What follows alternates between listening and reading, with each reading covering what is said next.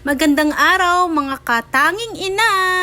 Ayan, magluluto tayo ngayon ng Adidas. Yung adobong paa ng manok at marami tayong lulutuin ngayon. Isa't kalahati ang in-order ko at nasugatan pa ako dyan kasi hindi pa nalinis yung paa bago siya nakarating sa akin. At eto nga, nagluluto tayo ng medyo marami-ramihan ngayon kasi marami tayong mga ampon.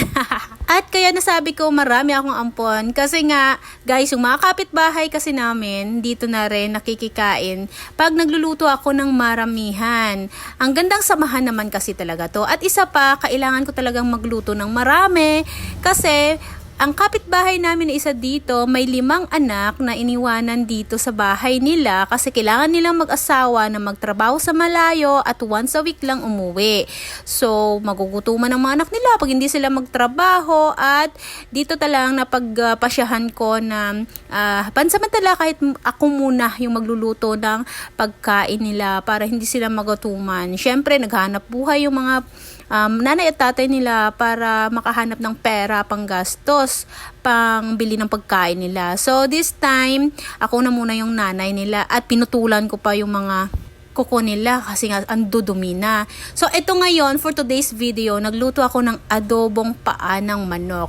At baka napansin niyo ha, may isang itlog yan. Kasi ang anak ko guys, hindi kumakain ng paa ng manok. So nilagyan ko lang isang peraso na itlog dyan kasi mas gusto niyang itlog at sabaw ng adobo para makakakain din siya. Ang saya tingnan ng mga bata, nagkakagulo na sila nung tawagin ko na sila, nakakain na. So anyways guys, bakit dito kami sa labas nagluluto? Kasi nga, syempre sa mahal ng gasol ngayon, dito na kami sa labas nagluluto gamit ang kahoy para mas tipid.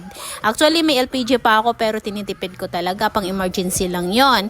So eto nga, naluto na. Ang sarap netong adobong Adidas at nagustuhan naman ng mga bata. So everyday to guys, marami kami dito at dito na kami sa puno ng avocado nagpupwesto at kumakain sila.